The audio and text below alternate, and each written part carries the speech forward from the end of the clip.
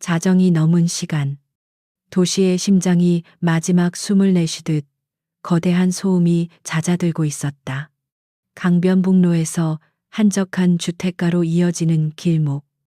오렌지색 경광등만이 칠흑 같은 어둠 속에서 유일한 빛을 발하며 깜빡였다. 이곳은 서울 마포경찰서 소속이 지은 경사와 김민준 순경이 맡은 음주 단속 현장이었다. 초겨울의 칼바람이 뼛속까지 파고들었고 김순경은 연신 발을 동동 구르며 하얀 입김을 뿜어냈다. 갓 경찰학교를 졸업한 그는 이런 현장 근무가 아직은 낯설고 고되기만 했다. 그에 반해 이지은 경사는 미동도 없이 서 있었다. 마치 차가운 밤 공기와 하나가 된 조각상처럼 그녀의 시선은 저 멀리 도로의 끝을 향해 고정되어 있었다. 단정하게 묶은 머리카락과 감정이 드러나지 않는 무표정한 얼굴. 몸에 딱 맞는 경찰 제복은 그녀를 더욱 단단하고 접근하기 어려운 존재로 만들었다. 그녀의 침묵은 때로 갓부임한 김순경을 주눅들게 만들었지만 동시에 설명할 수 없는 안정감을 주기도 했다. 이지은 경사와 함께 있으면 어떤 돌발 상황이 벌어져도 해결될 것만 같은 막연한 믿음이 생겼다. 선배님, 오늘따라 유난히 조용하네요. 이제 슬슬 철수해도 되지 않을까요? 김순경이 추위에 떨리는 목소리로 물었다. 이지은은 대답 대신 어둠 속 한 점을 응시했다. 그녀의 예민한 청각이 멀리서부터 다가오는 불규칙한 엔진 소리를 포착한 것이다. 처음에는 작게 들리던 소리는 순식간에 고막을 찢을 듯한 굉음으로 변했다. 검은색 스포츠 세단 한 대가 마치 도로를 집어삼킬 듯한 기세로 질주해오고 있었다. 속도 제한 표지판 따위는 안중에도 없다는 듯 차량은 단속 구간을 향해 조금의 감속도 없이 돌진했다. 위험합니다. 선배님 피하십시오. 김순경이 경악하며 소리쳤다. 그는 본능적으로 몸을 옆으로 피했지만 이지은은 그 자리에 그대로 서 있었다. 그녀의 눈이 가늘어졌다. 전방 헤드라이트의 강렬한 불빛이 그녀의 얼굴을 정면으로 비췄지만 그녀는 눈 하나 깜빡하지 않았다. 오히려 한 걸음 앞으로 나아가며 손에 든 경광봉을 차량을 향해 단호하게 내리그었다.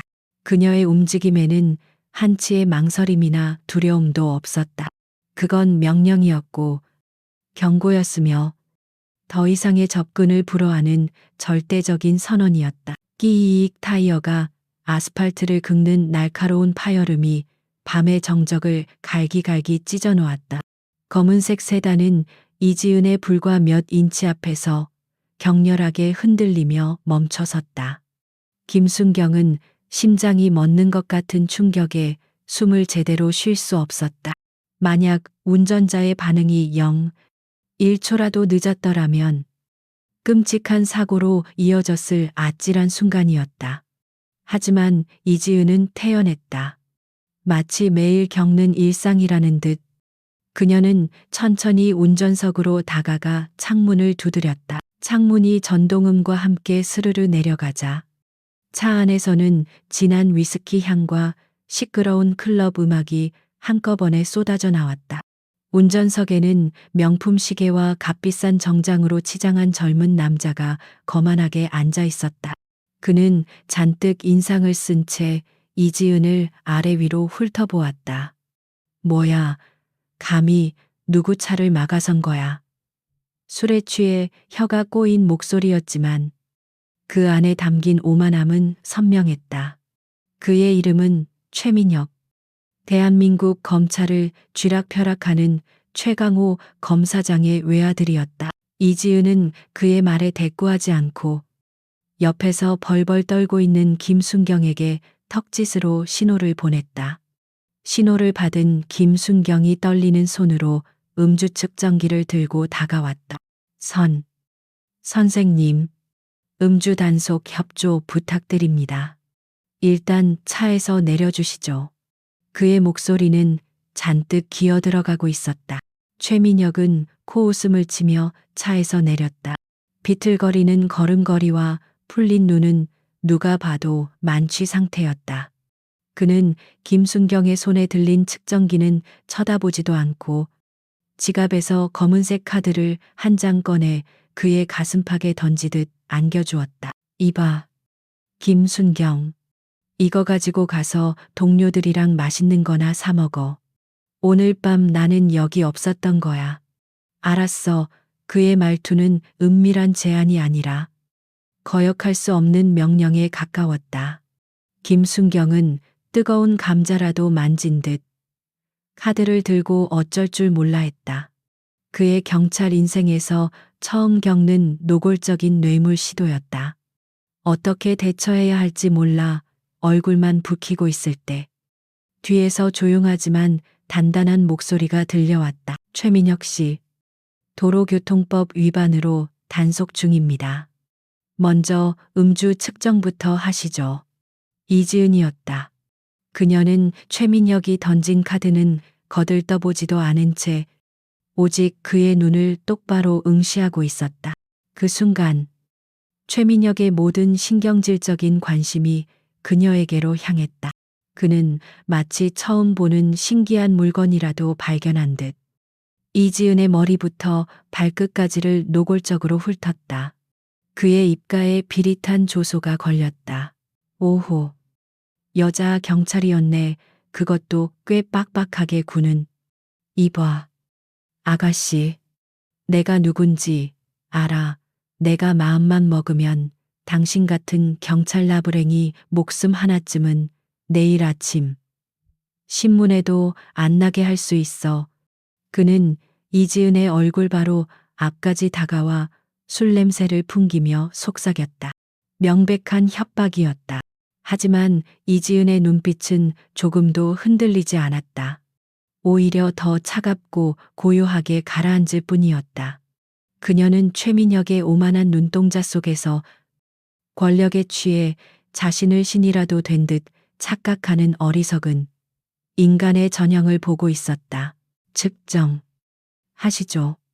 이지은은 같은 말을 반복했다. 그녀의 목소리에는 감정의 동요가 전혀 담겨 있지 않았다. 기계처럼 정확하고 바위처럼 단단했다. 그녀의 그런 태도는 최민혁의 자존심을 제대로 건드렸다. 그는 언제나 돈과 권력의 이름 앞에서 굽신거리는 사람들만 봐왔다. 감히 자신의 말을 정면으로 거역하는, 그것도 젊은 여경의 존재는 그의 신경을 긋기에 충분했다. 그는 이 버릇없는 여경에게 현실이라는 것을 가르쳐 줄 필요가 있다고 생각했다. 재미있네. 좋아.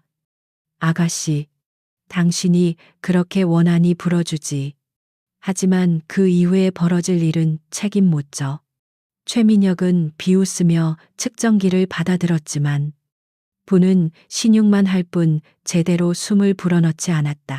몇 번의 시도에도 측정 실패 경고음만 울리자 김순경은 당황한 기색이 역력했다.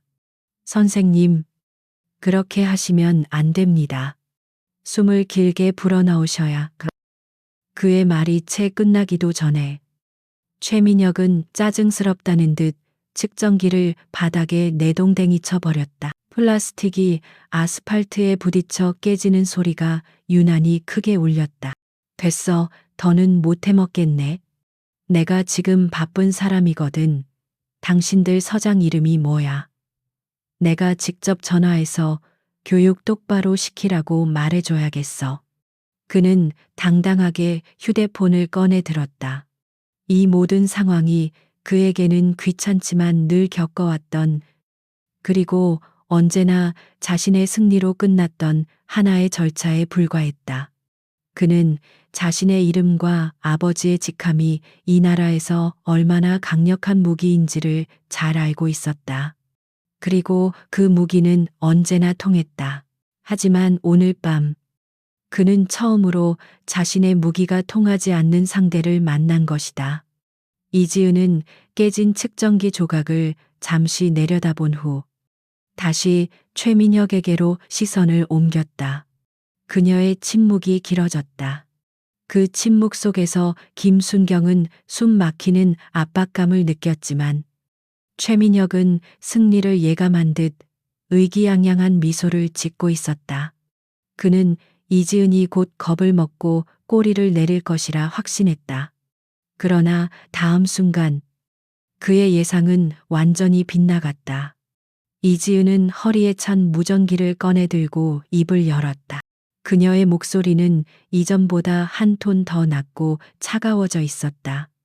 현 시간부로 최민혁 씨를 공무집행방해 및 음주 측정 거부 현행범으로 체포합니다. 이지은의 체포 선언은 마치 얼어붙은 호수에 던져진 돌멩이와 같았다. 잠시 동안 완전한 정적이 흘렀다. 김민준 순경은 하얗게 질린 얼굴로 이지은과 최민혁을 번갈아 쳐다봤다. 그는 자신의 귀를 의심했다. 방금 저 선배가 대한민국에서 모르는 사람이 없는 최강호 검사장의 아들을 현행범으로 체포하겠다고 말한 것이 맞나. 그의 머릿속은 수만 가지 최악의 시나리오로 가득 찼다. 징계, 좌천, 심지어 파면까지. 젊은 경찰의 미래가 산산조각 나는 소리가 들리는 듯했다. 그 정적을 깬 것은 최민혁의 폭소였다. 푸아하하. 체포 당신이. 나를 그는 배를 잡고 웃기 시작했다. 너무 웃어서 눈물까지 찔끔 나올 지경이었다. 그의 웃음소리는 조롱과 경멸로 가득 차 주변의 차가운 밤 공기를 더욱 날카롭게 만들었다. 그는 이 상황이 너무나도 어처구니 없고 비현실적이라고 생각했다. 일개 순찰 경관. 그것도 젊은 여자가 감히 자신을 체포하려 한다는 사실 자체가 그의 상식으로는 도저히 받아들일 수 없는 코미디였다. 웃음을 멈춘 최민혁의 눈이 경멸감으로 가늘어졌다. 이봐, 아가씨. 연극은 그쯤 해도 내가 속을 것 같아. 아, 이제 알겠다. 더 큰 걸 바라는구나 그래. 좋아. 액수를 말해봐. 웬만한 명품백 하나로는 만족 못하겠다. 이거지 차라도 한 대 뽑아줄까. 그는 다시 지갑을 꺼내려 하며 이지은의 모든 행동을 더 많은 돈을 뜯어내기 위한 저급한 수작으로 치부해 버렸다. 그의 세상에서는 정의나 법 집행 같은 고상한 단어보다 돈으로 해결되지 않는 일이란 존재하지 않았다. 하지만 이지은은 그의 말에 조금도 동요하지 않았다. 그녀는 묵묵히 허리춤에서 차가운 금속성의 수갑을 꺼내 들었다. 철컥하는 소리와 함께 수갑이 풀리자 그 소리는 최민혁의 귀에 경고음처럼 날카롭게 파고들었다. 장난이 아니었다. 저 여자는 진심이었다. 최민혁의 얼굴에서 웃음기가 순식간에 사라지고 그 자리를 싸늘한 분노가 채우기 시작했다. 그의 미간에 깊은 주름이 패였다. 선배님, 제발 다시 한번 생각해 보십시오. 저분은 우리가 감당할 수 있는 상대가. 김순경이 거의 울먹이는 목소리로 이지은의 팔을 잡으며 말렸다. 그는 어떻게든 이 파국을 막고 싶었다. 하지만 이지은은 그에게 짧게 눈짓을 보내며 괜찮다는 신호를 보낼 뿐이었다. 그녀는 자신의 원칙을 굽힐 생각이 추호도 없었다. 법 앞에서는 모두가 평등하다. 그것이 그녀가 군복 대신 경찰 제복을 입으며 스스로에게 했던 유일한 맹세였다. 이게 진짜 미쳤나? 최민혁이 나직하게 욕설을 읊조렸다. 그는 이지은이 꺼내든 수갑을 어이없다는 듯 쳐다봤다. 그 가녀린 손목으로 나한테 수갑을 채우겠다고 웃기지 마. 내년 같은 건 내가 손가락 하나만 까딱해도 날아갈걸. 그는 성큼성큼 이지은에게 다가섰다. 술기운과 분노가 뒤섞여 그의 눈은 핏발이 서 있었다. 그는 자신의 권위가 땅에 떨어진 이 상황을 도저히 용납할 수 없었다. 마지막으로 경고하지. 이거 놓고 당장 꺼져. 그럼 오늘 일은 없던 걸로 해주마. 내 인내심도 바닥을 보이고 있으니까. 그의 목소리는 위협적으로 낮게 깔려 있었다. 이지은은 대답 대신 미란다 원칙을 고지하기 시작했다. 최민혁 씨, 당신은 묵비권을 행사할 수 있으며 변호인을 선임할 권리가 있고. 그녀의 기계적이고 감정 없는 목소리는 최민혁의 분노에 기름을 붓는 격이었다. 그는 자신의 말이 완전히 무시당하고 있다는 사실에 이성의 끈을 놓아버렸다. 닥쳐. 최민혁이 버럭 소리를 질렀다. 그리고 다음 순간 그의 손이 번개처럼 뻗어 나와 이지은의 멱살을 거칠게 움켜쥐었다. 제복의 단단한 옷깃이 그의 소나기 안에서 우그러졌다. 둘 사이의 거리가 순식간에 좁혀졌다. 그의 얼굴이 그녀의 코앞까지 다가왔다. 진한 술 냄새와 함께 분노로 가득 찬 숨결이 그녀의 얼굴에 그대로 쏟아졌다. 김순경은 아하는 짧은 비명을 질렀지만 두려움에 몸이 굳어 아무것도 할 수 없었다. 최민혁은 이지은을 자신의 눈앞까지 끌어당긴 채 이빨을 드러내며 으르렁거렸다. 내년이 지금 누굴 상대로 개기고 있는 줄 알아. 경찰 제복 입었다고 뭐라도 된 것 같아. 당장 그 더러운 손에 든 수갑 내려놓고 무릎 꿇고 빌어도 시원찮을 판에 감히 날 체포해.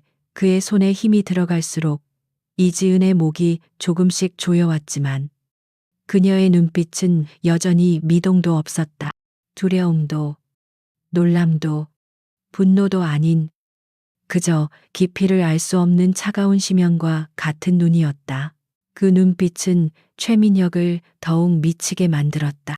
그는 굴복하거나 두려워하는 상대를 원했다. 하지만 그의 앞에는 어떤 자극에도 반응하지 않는 강철 같은 존재가 서 있을 뿐이었다.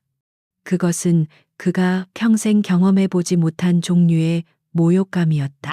내가 아버지께 전화 한 통만 하면 내년은 내일 당장 이 옷 벗고 길거리에 나앉게 될 거야. 알아들어.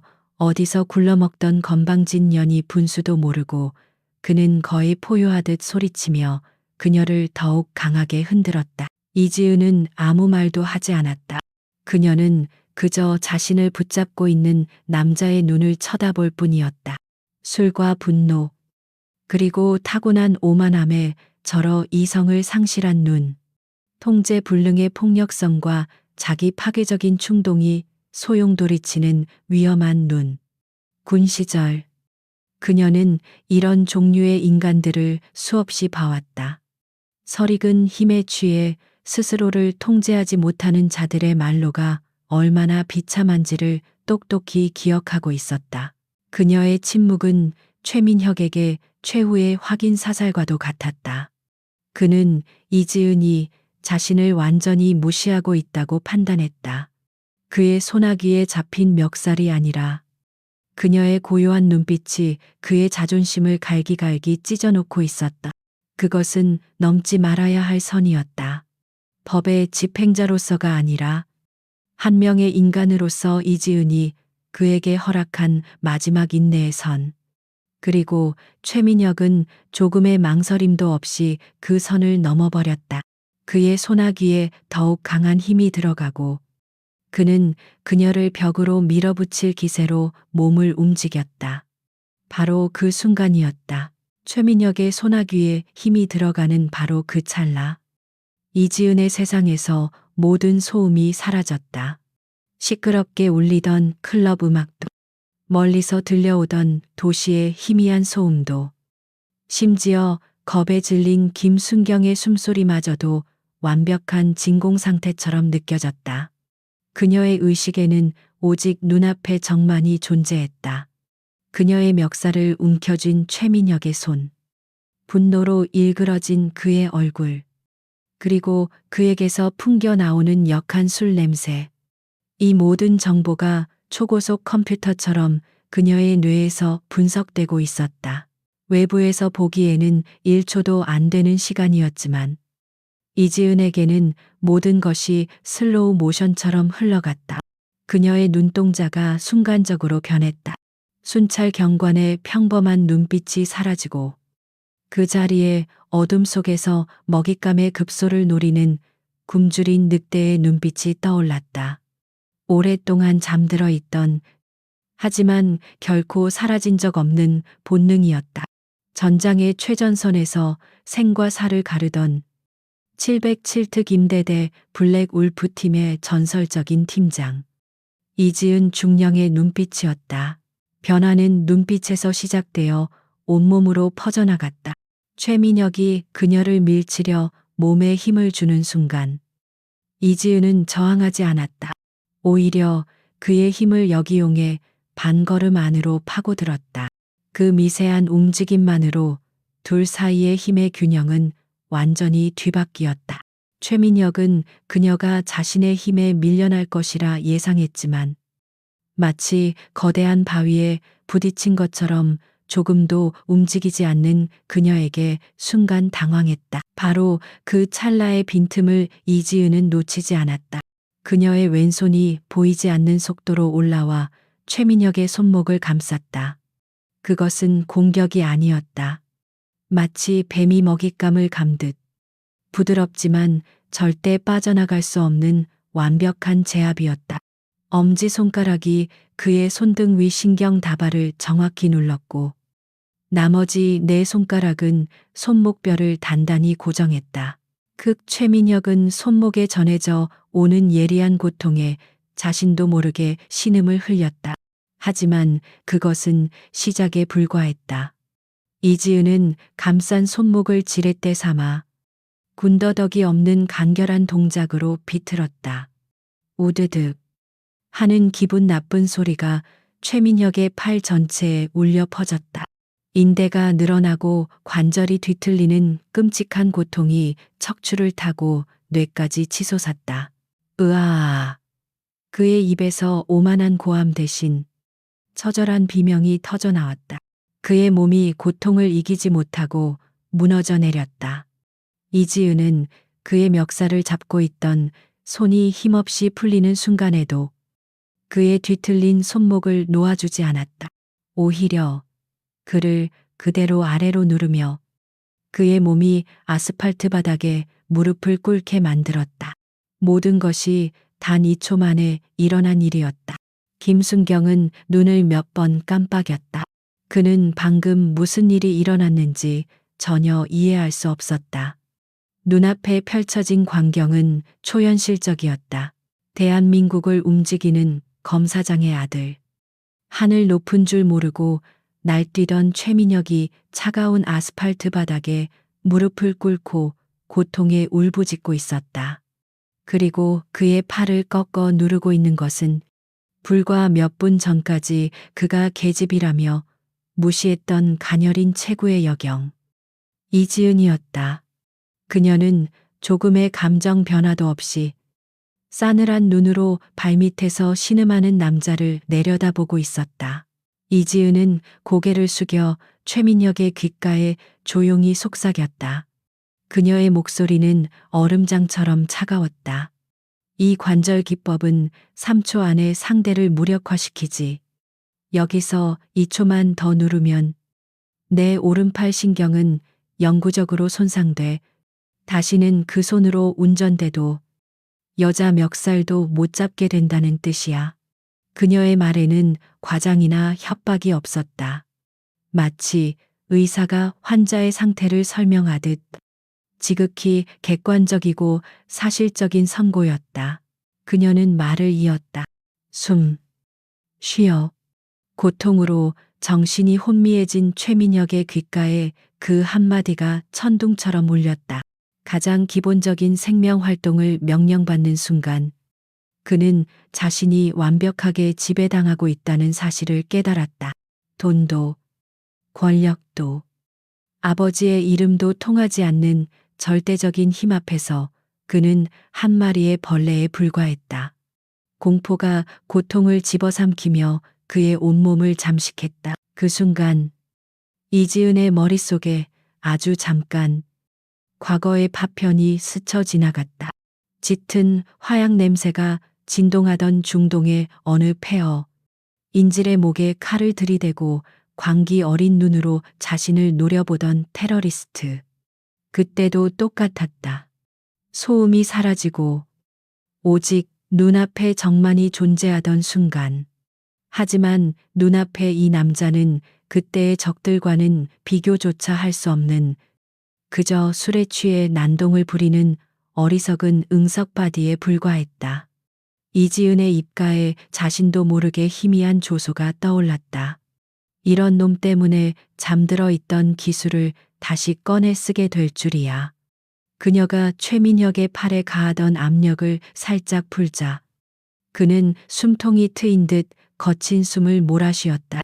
하지만 이미 그의 정신은 무너져 내린 후였다. 그는 더 이상 저항할 생각조차 하지 못했다. 그저 고통과 공포에 질려 바들바들 떨 뿐이었다. 이지은은 그의 풀린 손목에 아까 꺼내 들었던 수갑을 가볍게 채웠다. 차가운 금속이 그의 살에 닿는 감촉이 그에게는 지옥의 낙인처럼 느껴졌다. 김순경은 이 모든 과정을 입을 벌린 채 멍하니 지켜보고 있었다. 그는 자신의 선배가 이지은 경사가 무술 유단자라는 것은 어렴풋이 알고 있었다. 하지만 이건 그런 차원의 기술이 아니었다. 효율적이고 치명적이며 상대를 완벽하게 통제하는 기술.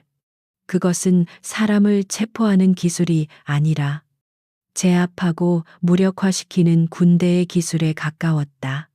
그는 문득 이지은이라는 사람이 완전히 다른 사람처럼 보이기 시작했다. 그녀의 과거가 무엇이었는지, 그녀가 어떤 삶을 살아왔는지에 대한 거대한 궁금증과 함께 설명할 수 없는 경외감이 밀려왔다. 조용하던 밤은 한 포식자의 각성으로 인해 그 고요함이 산산조각 나 있었다. 이지은이 최민혁에게 수갑을 채우는 그 순간 멈춰있던 검은색 세단의 뒷문이 거칠게 열렸다. 건장한 체구의 사내 두 명이 차에서 거의 동시에 튀어나왔다. 그들은 값비싼 맞춤 정장을 입고 있었지만 옷 안으로 단단하게 자리 잡은 근육의 윤곽은 숨길 수 없었다.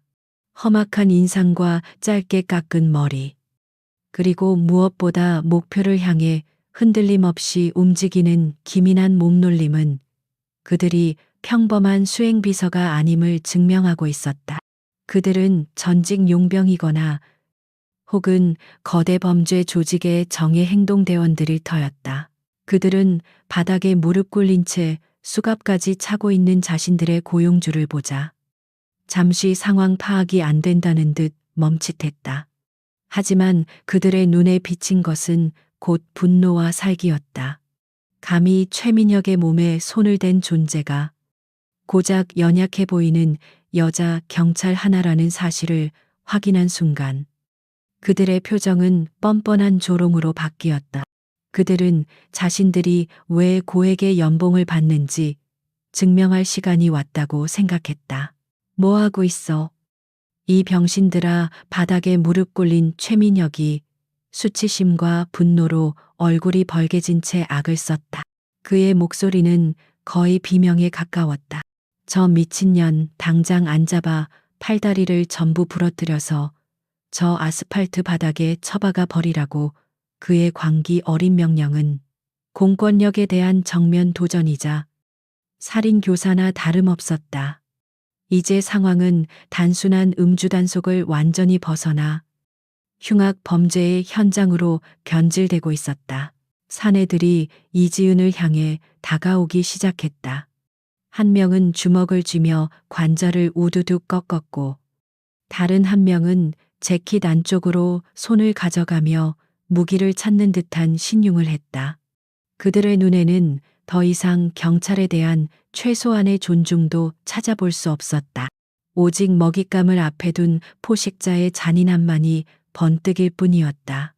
김순경은 다급하게 허리춤의 테이저건에 손을 가져갔지만 극도의 공포감에 손이 덜덜 떨려 제대로 뽑지도 못했다. 하지만 이지은은 그 모든 상황 속에서 섬처럼 고요했다. 그녀는 다가오는 두 명의 사내를 차가운 눈으로 훑었다. 오른쪽 놈은 상체가 유달리 발달했고 스텝이 가벼웠다. 전형적인 타격가 스타일. 왼쪽 놈은 하체가 단단하고 무게 중심이 낮았다. 유도나 레슬링 같은 그래플링에 능한 자일 것이다. 그녀의 머릿속에서 수백 번의 시뮬레이션이 순식간에 끝났다. 목표, 제거까지 예상 소요 시간. 놀미 안에 있어. 죽었어. 이년아. 오른쪽 사내가 먼저 움직였다. 그는 이지은의 안면을 향해 묵직한 훅을 날렸다. 바람을 가르는 소리가 들릴 정도로 위력적인 주먹이었다. 하지만 그 주먹은 허공만을 갈랐다. 이지은은 상체를 살짝 뒤로 젖히는 최소한의 움직임으로 그의 공격을 피했다. 그리고 그의 몸이 앞으로 쏠리는 그 찰나의 순간을 놓치지 않고 그녀의 오른손이 날카로운 수도가 되어 그의 목 측면, 경동맥동을 정확하게 가격했다. 퍽하는 둔탁한 소리와 함께 사내의 눈앞이 번쩍였다. 뇌로 가는 혈류가 순간적으로 차단되며 그의 몸에서 힘이 빠져나갔다. 이지은은 비틀거리는 그의 무릎 뒤쪽 오금에 지체 없이 로우킥을 꽂아 넣었다. 다리가 그대로 꺾인 사내는 비명 한 번 지르지 못하고 앞으로 고꾸라졌다. 첫 번째 위협을 제거하는데 걸린 시간은 단 5초였다. 두 번째 사내는 동료가 순식간에 쓰러지는 것을 보고 경악했지만 멈추지 않고 그대로 달려들어 그녀를 뒤에서 덮치려 했다.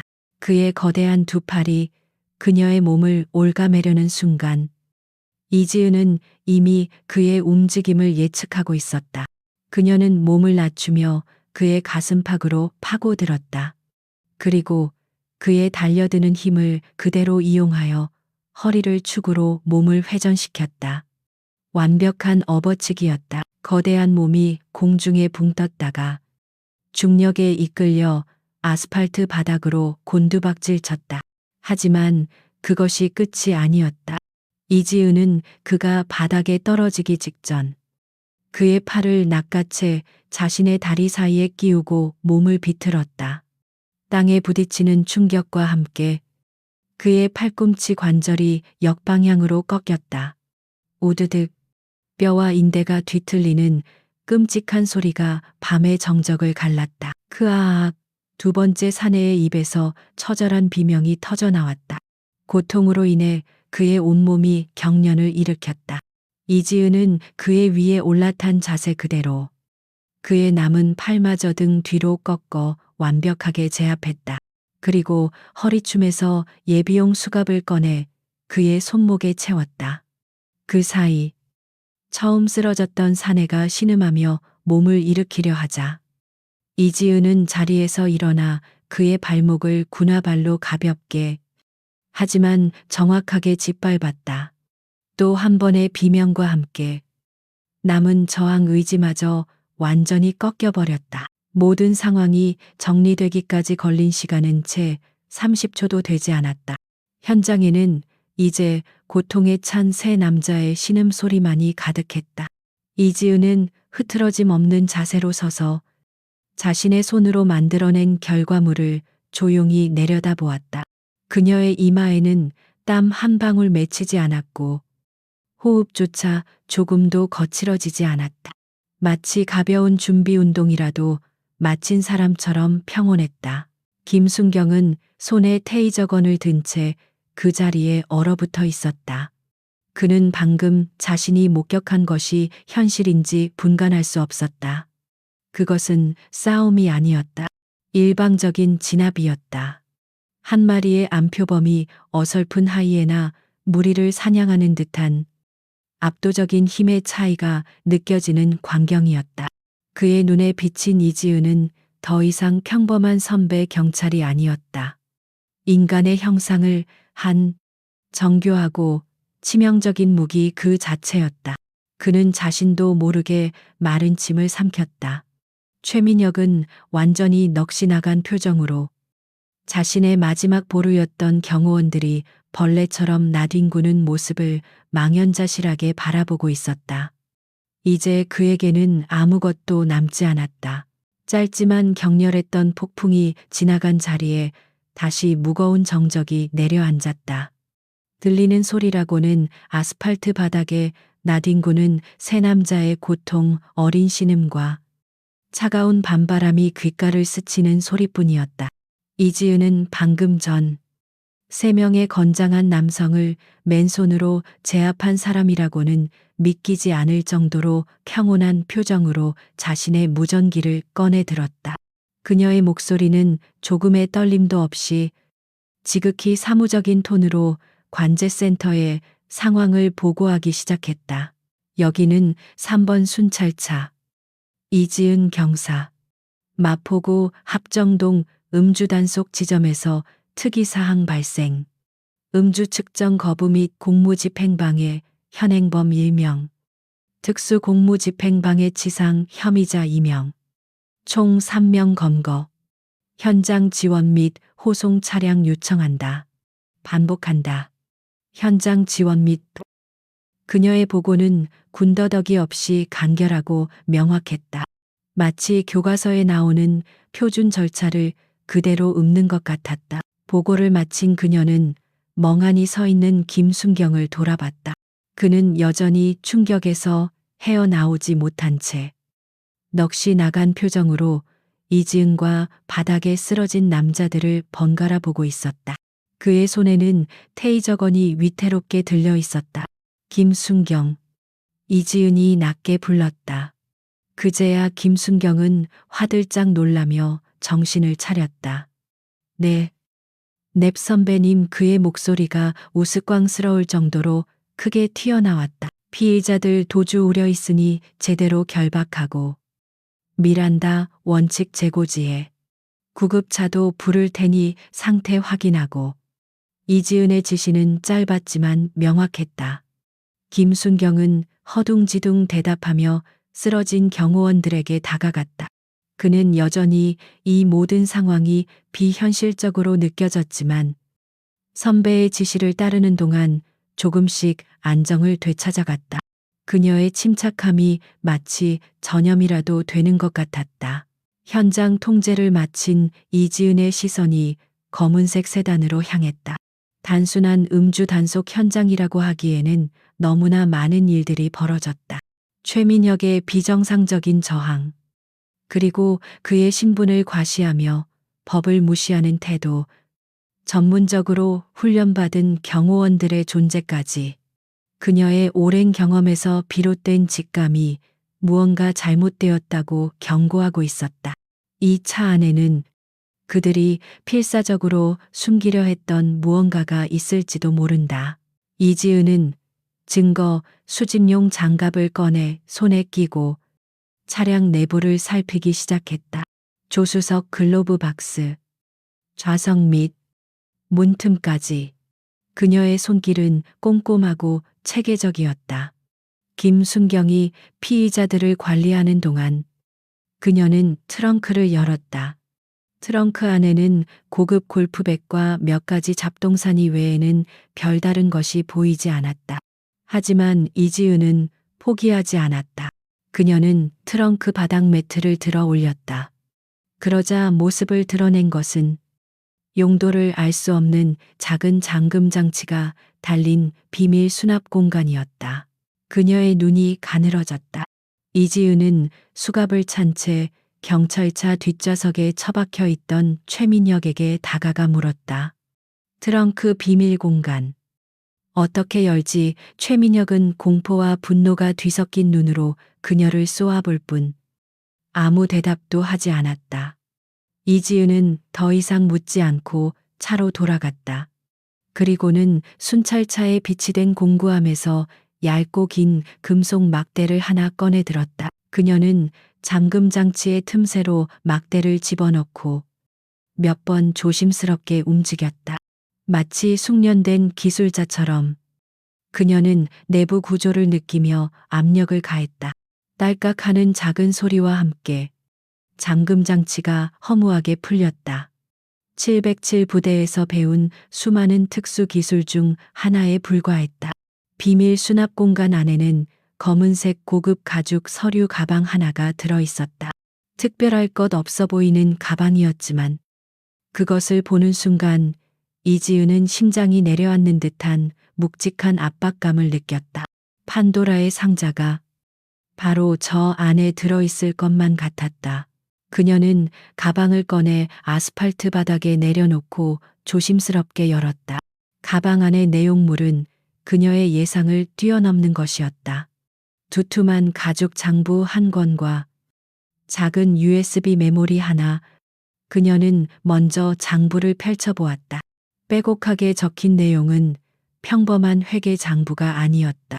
K 의원, P 부장판사, YJ그룹 최 회장 등 이름만 들어도 알 수 있는 정재계 거물들의 이니셜과 함께 날짜와 천문학적인 액수의 숫자들이 적혀 있었다. 그것은 대한민국을 움직이는 거대한 권력층의 검은 돈, 거래를 상세하게 기록한 지옥의 명부나 다름없었다. 이지은은 숨을 삼켰다. 그녀의 손이 미세하게 떨려왔다. 군 시절 국가 기밀 문서를 다루는 일에는 익숙했지만 눈앞에 이 장부가 담고 있는 파괴력은 그 어떤 군사 기밀과도 차원이 달랐다. 이것이 세상에 공개되는 순간 대한민국은 뒤집어질 것이다. 그녀는 함께 있던 USB 메모리를 집어들었다. 아마도 이 장부의 내용을 증명할 구체적인 증거 자료들 계좌 이체 내역, 녹취 파일, 혹은 은밀한 거래, 영상 같은 것들이 담겨 있으리라. 선배님, 그게 뭡니까? 어느새 다가온 김순경이 하얗게 질린 얼굴로 물었다. 이지은은 말없이 장부를 그에게 보여주었다. 장부의 내용을 몇 줄 읽어 내려가던 김순경의 눈이 공포로 크게 뜨였다. 이건 우리가 덮어야 합니다. 선배님, 이걸 건드리면 우린 죽어요. 그냥 못 본 척하고. 그는 거의 애원하듯 말했다. 그의 두려움은 지극히 정상적인 반응이었다. 하지만 이지은은 고개를 저었다. 그녀는 조용히 장부를 엠고 서류 가방을 닫았다. 철컥하는 잠금장치 소리가 유난히 크고 단호하게 울렸다. 그녀는 김순경의 눈을 똑바로 바라보며 말했다. 그녀의 목소리는 낮고 차분했지만 그 안에는 강철 같은 의지가 담겨 있었다. 아니, 김순경, 우리가 경찰이 된 이유가 바로 이런 것 때문이야. 저 멀리서 그녀가 요청한 지원 차량들의 사이렌 소리가 점점 가까워지고 있었다. 그것은 거대한 폭풍의 서막을 알리는 소리였다. 요란한 사이렌 소리가 밤의 장막을 찢으며 다가왔다. 얼마 지나지 않아 순찰차 2대와 형사, 기동대 차량 1대가 현장에 도착했다. 차에서 내린 경찰과 형사들은 눈앞에 펼쳐진 광경에 잠시 말을 잃었다. 값비싼 외제차 옆에는 건장한 남자 셋이 수갑을 찬 채 아스팔트 바닥에 널브러져 신음하고 있었다. 그리고 그 중심에는 마치 태풍의 눈처럼 고요하게 서 있는 이지은 경사와 겁에 질려 어쩔 줄 몰라 하는 김민준 순경이 있었다. 현장 지휘를 맡은 베테랑 박 반장은 믿을 수 없다는 표정으로 이지은에게 다가왔다. 이 경사, 이게 다 무슨 상황이야? 혼자서 이걸 다 정리했다고. 그의 목소리에는 감탄보다 의심이 더 많이 섞여 있었다. 그는 이지은이 경찰대 출신의 엘리트라는 것은 알았지만 그녀의 가녀린 체구 어디에서 이런 파괴적인 힘이 나오는지 도저히 이해할 수 없었다. 이지은은 감정을 배제한 목소리로 간결하게 상황을 보고했다. 음주 단속 불응 및 공무집행방해. 현행범 체포 과정에서 피의자들의 격렬한 저항이 있었습니다. 추가로 동승했던 경호원 2명이 흉기를 사용하려 하며 저항, 특수공 모집행방해 혐의로 추가 검거했습니다. 그녀는 거짓말을 하지 않았지만 모든 것을 말하지도 않았다. 자신의 압도적인 전투 능력에 대한 부분은 철저히 숨겼다. 박 반장은 고개를 갸웃거렸지만 일단은 현장을 수습하는 것이 우선이었다. 피해자들은 각각 순찰차에 나뉘어 태워졌고 최민혁의 차량은 견인 조치되었다. 모든 절차가 진행되는 동안 이지은은 문제의 서류 가방을 자신의 순찰차로 옮겨 실었다. 박 반장이 가방의 정체에 대해 물었지만 그녀는 피의자의 소지품에서 발견된 중요 증거물입니다. 정식 절차에 따라 증거물 보관실에 직접 입고하겠습니다. 라고 단호하게 답할 뿐이었다. 그녀의 태도에서 무언가 보통 일이 아님을 직감한 박 반장은 더 이상 묻지 않았다. 한편 마포경찰서 서장실의 전화벨이 불길하게 울리고 있었다. 김재철 서장은 막 잠자리에 들려던 참이었다. 발신자 번호는 그의 휴대전화에 저장되지 않은 번호였지만 그는 그 번호의 주인이 누구인지 즉시 알아차렸다. 대한민국 검찰의 2인자 최강호 검사장. 그는 떨리는 손으로 통화 버튼을 눌렀다. 예, 서장 김재철입니다. 수화기 너머에서는 얼음장처럼 차가운 목소리가 흘러나왔다. 김 서장, 내 아들이 지금 자네 서에 있다지. 질문이 아니었다. 사실을 확인하는 통보였다. 아, 그게 지금 막 보고를 받았습니다만. 김 서장은 식은땀을 흘리며 말을 더듬었다. 최 검사장의 목소리에는 어떠한 감정도 실려 있지 않아 더욱 위압적이었다. 실수가 있었던 모양이야. 우리 아들이 술을 마시면 가끔 실수를 하거든. 젊은 혈기에 그럴 수도 있는 일 아니겠나. 물론입니다. 검사장님, 저희가 철저히 조사해서. 김 서장의 말이 채 끝나기도 전에 최 검사장이 말을 잘랐다. 조사는 무슨. 지금 당장 아들 풀어줘. 그리고 이 일 덮어.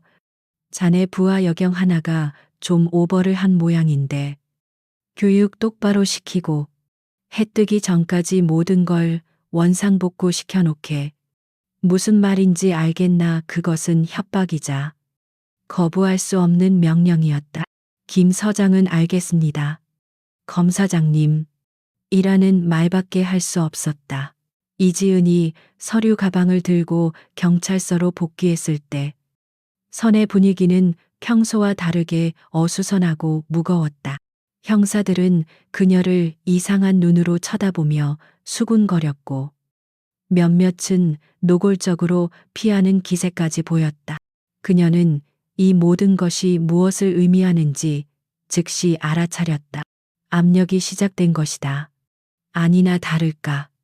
한 형사가 다가와 그녀에게 서장실로 가보라고 전했다. 김재철 서장은 책상 뒤에 앉아 초조하게 손톱을 물어뜯고 있었다.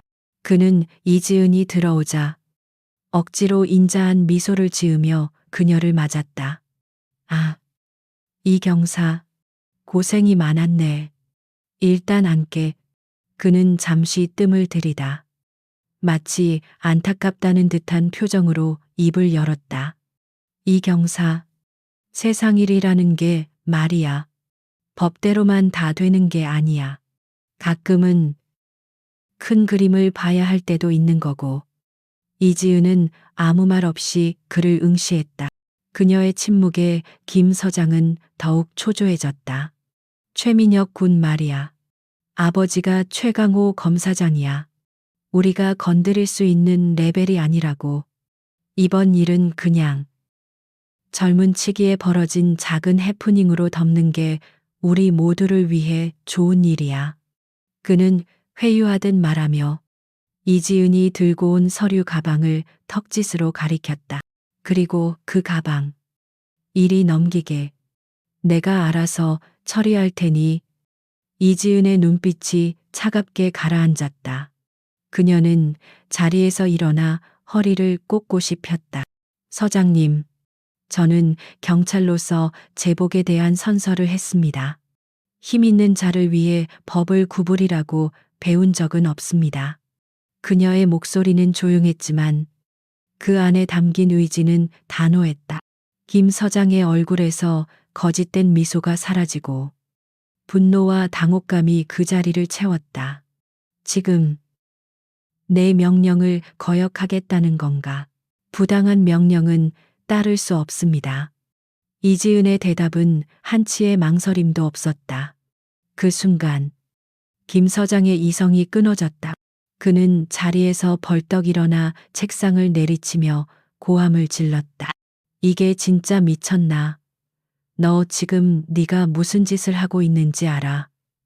당장 내 명령에 따르지 않으면 직무유기로 파면이야. 내 경찰 인생.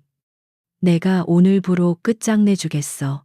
그의 사무실이 떠나갈 듯한 고함 소리가 복도까지 울려 퍼졌다. 하지만 이지은은 눈 하나 깜빡하지 않았다. 그녀는 서장을 향해 군더더기 없는 동작으로 경례를 붙였다. 명령 불복종에 대한 징계는 간수하겠습니다. 하지만 이 사건 절대 덮을 수 없습니다. 그 말을 마친 그녀는 뒤돌아 서장실을 나갔다. 복도에는 김민준 순경이 하얗게 질린 얼굴로 서 있었다. 그는 방금 자신의 선배가 경찰 조직 전체를 적으로 돌리는 광경을 목격한 것이다. 이지은은 이제 완벽하게 고립되었다. 거대한 권력의 그림자가 그녀를 완전히 집어삼키기 위해 다가오고 있었다. 서장실 문이 닫히는 순간 이지은은 경찰서 내 모든 사람들의 적이 되었다. 복도를 걸어가는 그녀의 등 뒤로 노골적인 경멸과 동정이 뒤섞인 시선들이 날아와 밝혔다. 어떤 이들은 그녀의 무모함을 비웃었고 어떤 이들은 그녀가 마주하게 될 끔찍한 미래를 안타까워했다. 하지만 그 누구도 그녀에게 다가와 말을 걸지 않았다. 그녀는 조직 내에서 완벽하게 격리된 섬이 되어버렸다. 김민준 순경만이 안절부절 못하며 그녀의 뒤를 따랐지만 감히 무슨 말을 건네야 할지 몰라 입술만 달싹일 뿐이었다. 이지은은 잠시 발걸음을 멈추고 텅 빈 복도의 창문 밖을 내다보았다. 동이 트려면 아직 한참이나 남은 짙고 푸른 새벽빛이 도시를 감싸고 있었다. 그녀는 자신의 선택을 되짚어 보았다. 서장의 부당한 명령에 복종하고 서류 가방을 넘겼다면 어떻게 되었을까? 아마도 그녀는 징계 없이 조용히 이 사건에서 잊혔을 것이다. 최민혁은 아무 일 없었다는 듯 풀려나 다시 거리를 활보할 것이고 저 가방 속의 진실은 영원히 어둠 속에 묻혔을 것이다. 그녀의 경찰 생활은 평탄하게 이어졌을지도 모른다. 하지만 그녀는 그 길을 선택할 수 없었다. 그것은 지난 수년간 그녀가 지켜온 모든 것을 스스로 부정하는 행위였다. 군복을 벗으며 다짐했던 평범한 삶이란 불의에 눈 감는 비겁한 삶이 아니었다. 그녀는 조용히 눈을 감았다. 머릿속으로 가능한 모든 수를 계산하기 시작했다. 언론에 이 사실을 유출하는 것, 혹은 청와대나 국민신문고에 투서하는 방법도 있었다. 하지만 상대는 대한민국 검찰 조직의 정점이었다. 그들은 언론을 통제하고 증거를 조작하며 이 모든 것을 한 개인의 망상으로 치부해 버릴 힘을 가지고 있었다. 전공법으로는 이길 수 없는 싸움이었다. 그렇다면 다른 방법을 써야 했다. 정상적인 시스템이 부패했다면 시스템 밖의 힘을 빌리는 수밖에.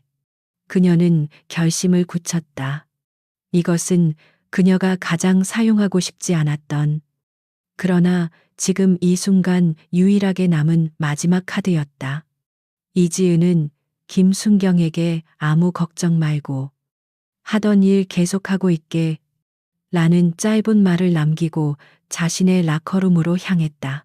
그녀는 개인 사물함 가장 깊숙한 곳, 낡은 운동화 밑에 숨겨두었던 작은 파우치를 꺼냈다. 파우치 안에는 군 시절의 인식표와 함께 투박한 구형 폴더폰 한 대가 들어있었다.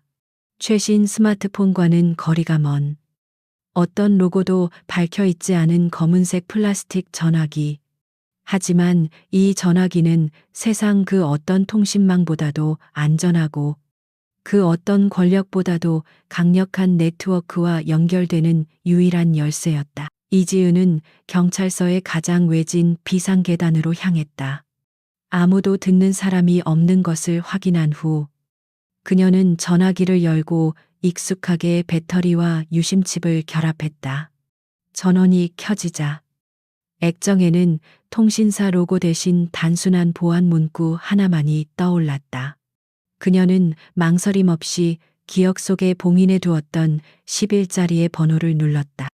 5칭관 진파이 뚜 하는 평범한 연결음 대신 몇 차례의 기계적인 신호음이 들린 후 수화기 너머에서 깊고 중후한 남자의 목소리가 들려왔다. 북극성, 인사말도, 신원 확인도 없는 오직 하나의 코드네임 뿐이었다.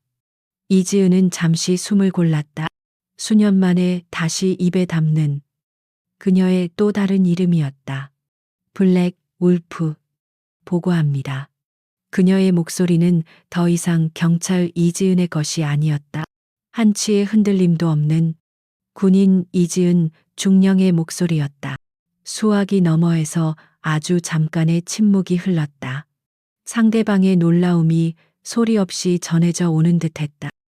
자네, 살아있었군. 지난 3년간 어떤 소식도 없어서. 남자의 목소리에 아주 희미한 감정이 스쳤지만 그는 곧바로 본연의 냉철함을 되찾았다. 보고하라. 블랙 울프. 이지은은 현재 상황을 군더더기 없이 핵심만을 담아 보고하기 시작했다. 그녀의 입에서는 더 이상 최민혁이나 서류 가방 같은 단어가 나오지 않았다. 모든 것이 암호화된 군사 용어로 대체되었다. 상황 발생. S급 목표물 판도라 확보 완료. 현재 소속 부대 경찰서는 적대 세력 최강호 검사장에 의해 오염, 고립 상태임. 그녀의 보고는 숨막히게 이어졌다. 적의 회유 및 압박 거부, 교전 수칙에 따라 독자적 판단으로 증거물 사수 중.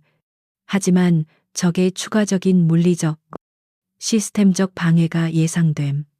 이에 정화 작전의 승인을 요청하는 바입니다. 정화 작전. 그것은 군 내부의 적이나 국가 안보를 위협하는 민간의 위협 요소를 제거하는 비공식 작전의 코드네임이었다. 수화기 너머의 북극성. 즉 국군 방첩 사령부의 사령관이자 그녀의 옛 스승이었던 장 장군은 또 한 번 침묵했다. 그는 이지은이라는 부하가 어떤 군인이었는지 누구보다 잘 알고 있었다. 그녀가 정화 작전을 요청했다는 것은 상황이 국가의 근간을 흔들 수 있을 만큼 심각하다는 뜻이었다. 그는 더 이상 질문하지 않았다. 그의 부하가 내린 판단을 100% 신뢰했다. 승인한다. 장 장군의 목소리가 단호하게 울렸다. 현 시간부로 블랙 울프는 경찰 직무를 정지하고 방첩사 직권으로 작전을 개시한다. 20분 내로 지원팀이 도착할 것이다. 현 위치를 고수하며 판도라를 사수하라. 내가 직접 가겠다. 명령 수령. 이지은은 짧게 대답하고 통화를 종료했다. 그녀는 전화기의 배터리와 유심칩을 분리하여 발로 밟아 완전히 박살내버렸다. 모든 흔적을 지운 그녀는 다시 사무실로 돌아왔다. 서류 가방을 들고 서장과 형사들은 그녀가 패배하고 돌아온 것이라 생각하며 경멸적인 시선을 보냈다. 하지만 그들은 곧 자신들의 생각이 틀렸음을 깨달았다. 이지은은 패배자의 얼굴을 하고 있지 않았다. 오히려 이전보다 더 차분하고 더 위험해 보였다. 그녀는 사무실 한가운데에 있는 의자에 앉아 서류 가방을 무릎 위에 올려놓았다. 그리고는 눈을 감고 다가올 20분을 기다리기 시작했다. 그녀는 더 이상 도망치거나 숨지 않았다. 이곳 마포경찰서는 이제 그녀가 사수해야 할 최전방 요새가 되었다. 이지은이 사무실 한가운데에 앉아 눈을 감고 기다리기 시작한 20분은 마포경찰서의 다른 직원들에게는 지옥처럼 긴 시간이었다. 서장실에서 터져나온 고함의 여파로 선의 분위기는 꽁꽁 얼어붙어 있었다. 모두가 폭풍의 눈이 된 이지은을 힐끔거리면서도 감히 누구 하나 그녀에게 접근하지 못했다. 그녀는 그저 가만히 앉아 있을 뿐이었지만 그녀의 몸에서는 감히 범접할 수 없는 서늘하고 날카로운 기운이 뿜어져 나오고 있었다. 김재철 서장은 자신의 사무실에서 쉴 새 없이 어딘가로 전화를 걸고 있었다. 그의 얼굴은 사색이 되어 있었다. 최강호 검사장에게 저 미친년이 내 명령도 듣지 않는다고 보고하자. 수화기 너머에서는 상상조차 할 수 없는 욕설과 협박이 쏟아졌다. 그는 당장 이지은을 직위 해제하고 감찰에 넘기라는 지시를 받았다. 그는 징계위원회를 소집하기 위해 서류를 준비하며 이지은의 경찰 인생을 어떻게 끝장낼지 고민하고 있었다. 정확히 19분이 지났을 때였다. 경찰서 밖에서 심상치 않은 소음이 들려오기 시작했다. 낮은 엔진음들이 중첩되며 땅을 울리는 듯한 진동이 느껴졌다. 창밖을 내다보던 한 의경이 경악하며 소리쳤다. 서장님 밖에 이상한 차들이. 그의 말이 끝나기도 전에 경찰서 정문 앞에 번호판도 없는 검은색 SUV 차량 5대가 일사불란하게 멈춰섰다. 차문이 열리고 그 안에서 내린 것은 경찰이 아니었다. 검은색 전술복과 방탄조끼, 자동 소총으로 무장한, 한눈에 봐도 최정예의 특수부대원임을 알 수 있는 남자들이었다. 그들은 한치의 망설임도 없이 경찰서 건물로 진입했다. 2명은 정문을, 2명은 후문을 완벽하게 통제했고 나머지는 로비에 있던 경찰들을 벽 쪽으로 정렬시켰다. 그들의 움직임은 소리 없이 빠르고 효율적이어서 순식간에 마포경찰서는 외부와 완벽하게 차단된 요새가 되어버렸다. 뭐야. 당신들 누구야? 여긴 경찰서야. 당직 데스크에 있던 경위가 소리쳤지만 검은 복면을 쓴 대원의 차가운 총구가 그의 미간을 향하자 그대로 입을 다물었다.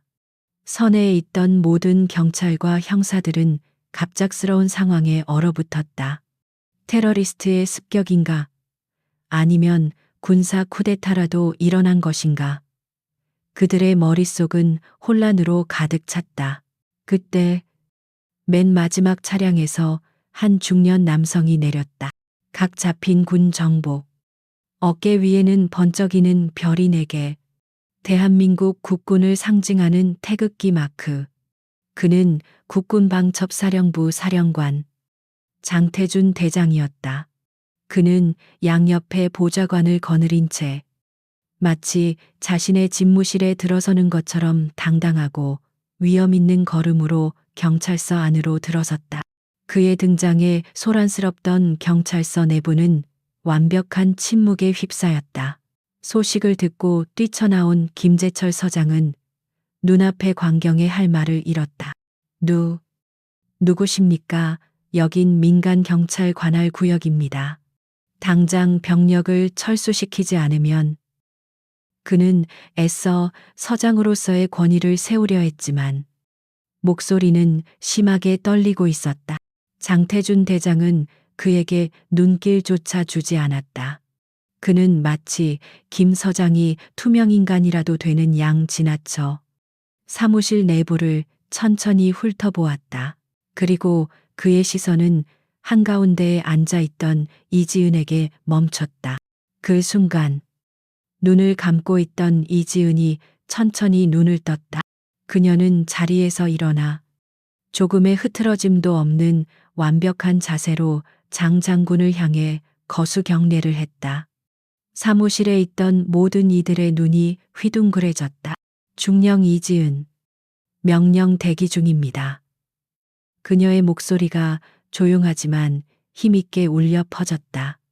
중령 모두가 자신의 귀를 의심했다.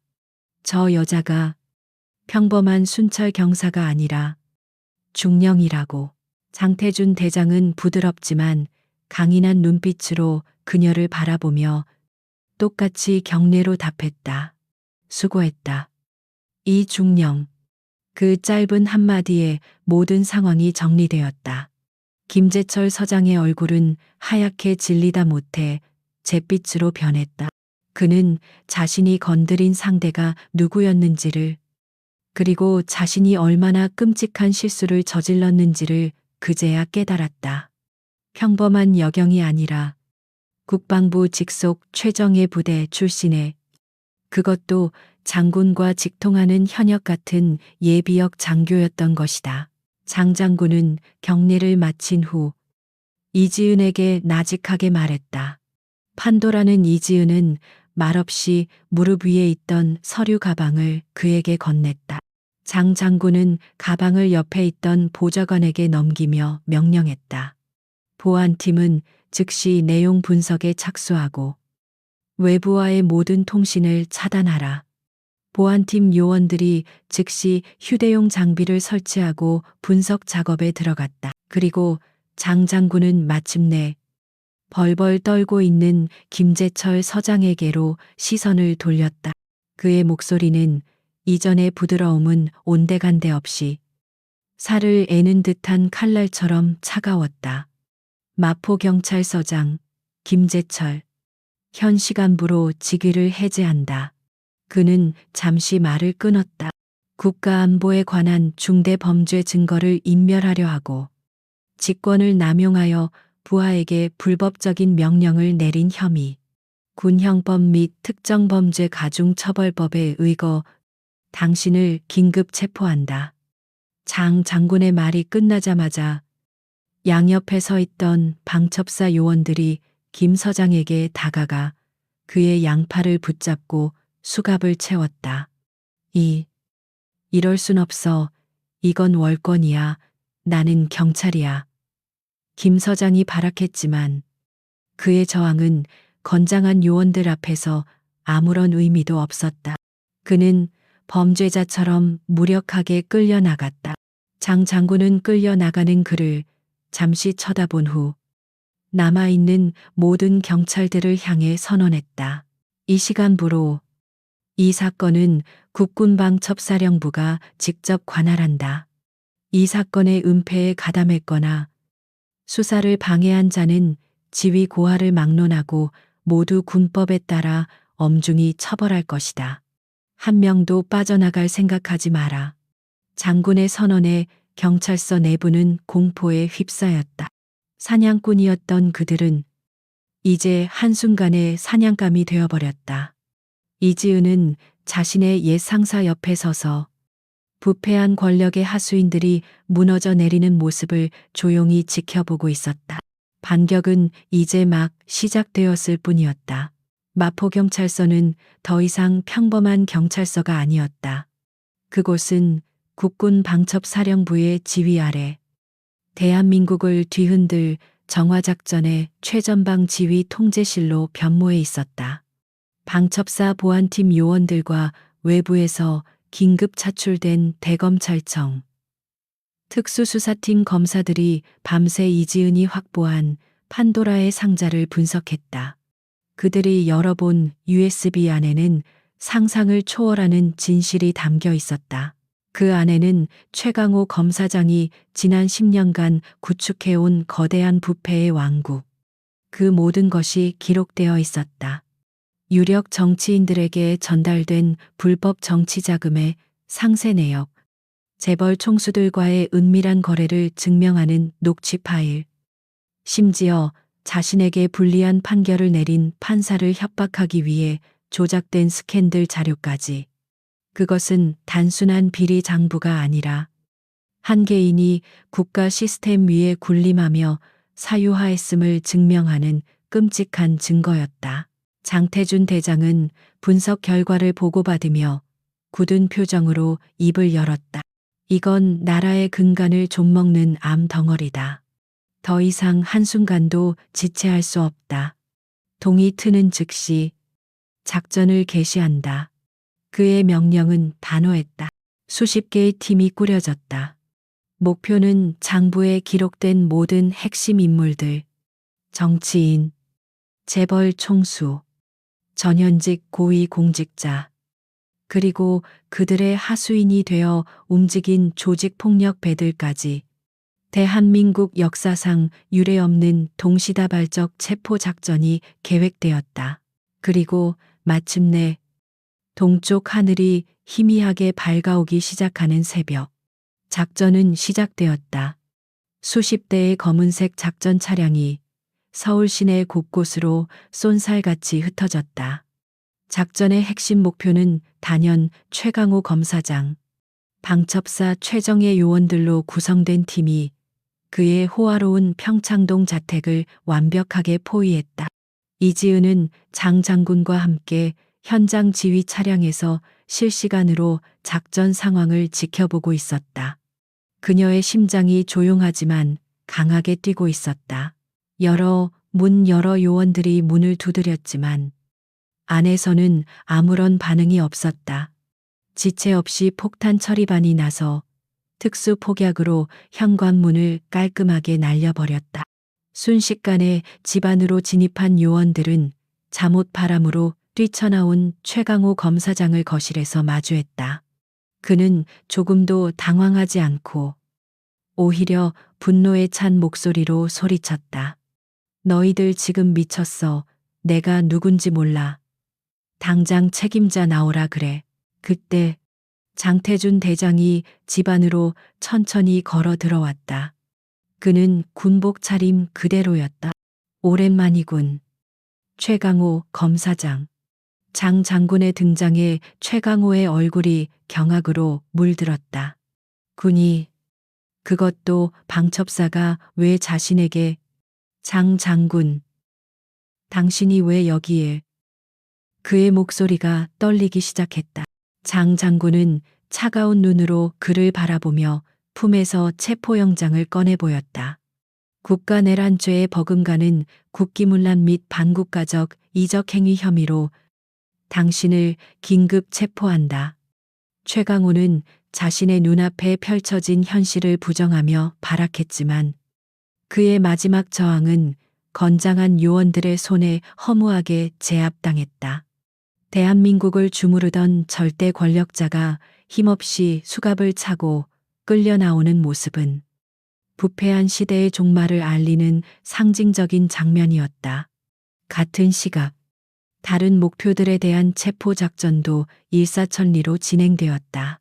국회의사당 주차장에서, 대기업 회장실에서, 심지어 해외로 도피하려던 공항에서 거대한 부패 네트워크의 핵심들이 하나둘씩 무너져 내렸다. 나리, 박자. 이 소식은 대한민국 전체를 강타했다. 모든 뉴스 채널이 속보 경쟁을 벌였고 신문 일면은 체포된 거물들의 사진으로 도배되었다. 국민들은 충격과 분노에 휩싸였지만 동시에 거대한 악의 축이 무너지는 모습에 통쾌함과 희열을 느꼈다. 사람들은 이 모든 것의 시작이 이름 모를 한 용감한 경찰관의 작은 음주단 속에서 비롯되었다는 사실에 열광했다. 몇 주 후, 대한민국을 휩쓸었던 거대한 폭풍이 어느 정도 잦아들었다. 최강호와 그의 아들을 포함한 수백 명의 범죄자들이 법의 심판을 기다리고 있었다. 그날 오후, 이지은은 장태준 대장의 호출을 받아 방첩사령부의 사령관실을 찾았다. 장 장군은 따뜻한 차를 건네며 그녀에게 말했다. 자네가 나라를 구했네. 이중령. 그는 잠시 말을 멈췄다가 본론을 꺼냈다. 자네의 복귀를 건의했네. 707로 돌아가든 이곳 방첩사에서 나와 함께 일하든 자네가 원하는 곳 어디든 갈 수 있도록 조치해놨네. 경찰로 남고 싶다면 경정 특별 승진도 약속받았고 자네는 이제 음지가 아니라 양지에서 일할 자격이 충분해. 자네가 있어야 할 곳으로 돌아오게. 그것은 그녀가 군을 떠난 이후 받을 수 있는 최고의 제안이자 명예였다. 이지은은 잠시 창밖을 바라보았다. 창밖으로는 평화로운 서울의 풍경이 펼쳐져 있었다. 그녀의 머릿속에 지난 몇 주간의 일들이 스쳐 지나갔다. 그리고 그녀가 마포서 순찰 경관으로 일하며 만났던 평범한 사람들의 얼굴이 떠올랐다. 길 잃은 할머니, 주취폭력에 시달리던 식당 아주머니, 가출했던 아들을 찾고 눈물 흘리던 아버지, 거대한 악을 무너뜨린 것도 보람이 있었지만 그녀의 심장을 뛰게 했던 것은 바로 그런 작은 순간들이었다. 이지은은 천천히 고개를 돌려 장 장군을 바라보았다. 그녀의 입가에 아주 옅은 하지만 진심이 담긴 미소가 피어올랐다. 과분한 제안이십니다. 사령관님. 하지만 저는 제 자리를 찾은 것 같습니다. 그녀의 목소리는 단호했다. 국가를 지키는 가장 높은 곳도 중요하지만 국민의 가장 가까운 곳을 지키는 사람도 필요하다고 생각합니다. 저는 거리의 경찰관으로 남고 싶습니다. 장태준 대장은 잠시 놀란 듯 그녀를 바라보았지만 이내 깊은 이해의 눈빛으로 바뀌었다. 그는 조용히 고개를 끄덕였다. 그녀가 어떤 군인이었는지 그리고 어떤 사람인지 그는 누구보다 잘 알고 있었기 때문이다. 알겠네. 자네의 뜻을 존중하지. 거리가 자네 같은 경찰을 가졌으니 행운이군.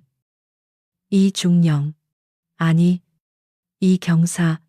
그의 마지막 호칭은 그녀의 새로운 삶에 대한 최고의 존중과 인정이었다. 판도라의 상자 사건이 대한민국을 휩쓸고 지나간 지 6달이라는 시간이 흘렀다. 거대한 부패의 왕국을 기수이되 있다 최강우와 그의 일당은 법의 엄중한 심판을 받고 역사의 뒤안길로 사라졌다. 대한민국 검찰과 경찰은 국민의 신뢰를 되찾기 위해 대대적인 개혁의 칼바람을 맞아야 했고 그 중심에는 항상 이름 모를 한 용감한 경찰관의 이야기가 신화처럼 떠돌았다. 사람들은 그녀를 어둠을 가른 섬광이라고 불렀다. 마포경찰서에도 많은 변화가 있었다. 김재철 서장이 불명예스럽게 끌려나간 자리에 청렴하기로 소문난 새로운 서장이 부임했다. 사건의 은폐에 가담했던 경찰들은 모두 징계를 받거나 다른 한직으로 쫓겨났다. 그리고 김민준 순경은 더 이상 어리숙한 신입이 아니었다. 그는 그날 밤 이지은의 곁에서 지옥과 천국을 모두 경험하며 진짜 경찰로 다시 태어났다. 어느 늦은 오후 김순경은 갓 경찰학교를 졸업한 신입 순경과 함께 순찰을 돌고 있었다. 그때 한 고급 세단이 인도를 침범해 주차하며 노점상 할머니의 좌판을 엎어버리는 일이 발생했다. 차에서 내린 중년 남성은 사과는커녕 할머니에게 이런 데서 장사하는 당신 잘못이라며 고함을 치고 있었다. 신입 순경은 남자의 비싼 옷과 차에 주눅이 들어 어쩔 줄 몰라 했다. 그때 김순경이 나섰다. 그는 6개월 전에 자신처럼 떨지 않았다. 침착하고 단호한 목소리로 중년 남성의 앞을 막아섰다. 선생님, 도로교통법 위반, 재물 손괴, 그리고 노인 학대에 해당될 수 있는 사안입니다. 먼저 할머님께 정중히 사과하시고 손해를 배상하십시오. 그의 목소리에는 힘이 실려 있었다. 남자가 당신 내가 누군지 알아라며 으름장을 놓았지만 김순경은 눈 하나 깜빡하지 않고 답했다. 저는 선생님이 누구신지 관심 없습니다. 다만 법을 어긴 시민을 바로잡는 것이 제 일입니다. 그의 모습에서는 그날 밤에 이지은이 겹쳐 보였다. 같은 시각 이지은은 마포구의 한 주택가 골목을 천천히 걷고 있었다. 그녀는 결국 장 장군의 모든 제안을 거절하고 순찰 경사 이지은으로 남았다. 그녀의 경찰 제복은 이제 그녀에게 가장 잘 어울리는 옷이 되었다. 골목 어귀의 작은 슈퍼마켓 주인이 그녀를 보고 환하게 웃으며 달려나왔다. 아이고, 이순경님, 날도 추운데 고생이 많으시네. 이거 따뜻한 커피 한 잔 하고 가요. 이지은은 잠시 망설이다. 고개를 숙여 감사 인사를 하고 따뜻한 캔커피를 받아들었다. 그녀가 판도라의 상자를 연 장본인이라는 사실을 동네 사람들은 아무도 몰랐다. 그들에게 그녀는 그저 동네를 묵묵히 지켜주는 믿음직한 경찰관일 뿐이었다. 잠시 후 길 저편에서 엄마를 잃어버리고 엉엉 우는 꼬마 아이를 발견했다. 그녀는 아이에게 다가가 조용히 무릎을 굽혀 눈높이를 맞췄다. 꼬마야, 왜 울고 있니? 이름이 뭐야? 그녀의 목소리는 한없이 부드러웠다. 한때 적의 목을 망설임 없이 베던 군인의 목소리라고는 상상할 수 없었다. 아이는 울음을 그치고 그녀의 눈을 쳐다보았다.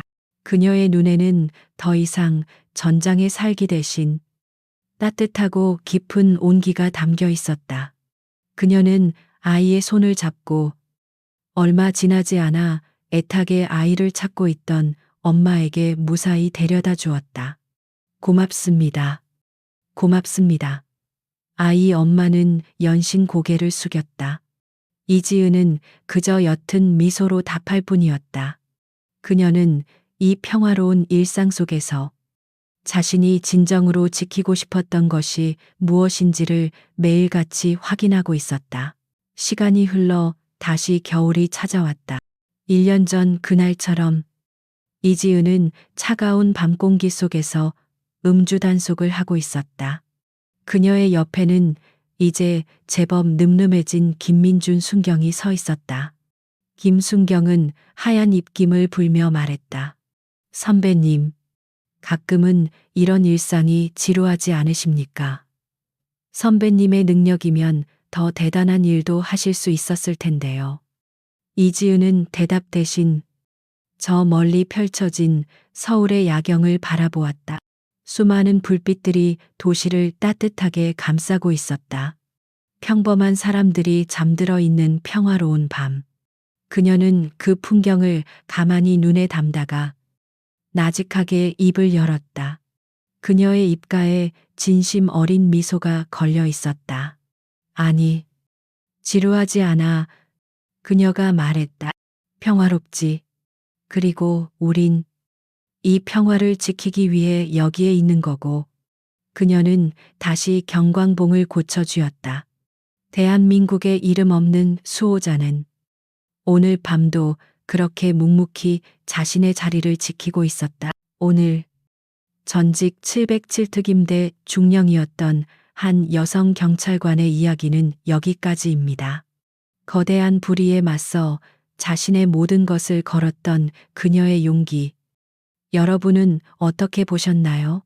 외모나 직급이 아니라 그 안에 담긴 굳건한 신념이야말로 진정한 힘이라는 것을 보여준 그녀의 이야기가 여러분의 가슴을 뜨겁게 만들었다면 좋아요와 구독으로 저희 채널에 힘을 실어주십시오. 여러분의 따뜻한 응원 하나하나가 우리 사회 곳곳에서 묵묵히 정의를 위해 싸우고 있는 제2, 제3의 이지은 경사들을 만드는 가장 큰 원동력이 됩니다. 오늘 이야기에 대한 여러분의 생각을 댓글로 자유롭게 남겨주세요. 다음에도 더욱 통쾌하고 감동적인 이야기로 여러분을 찾아뵙겠습니다. 감사합니다.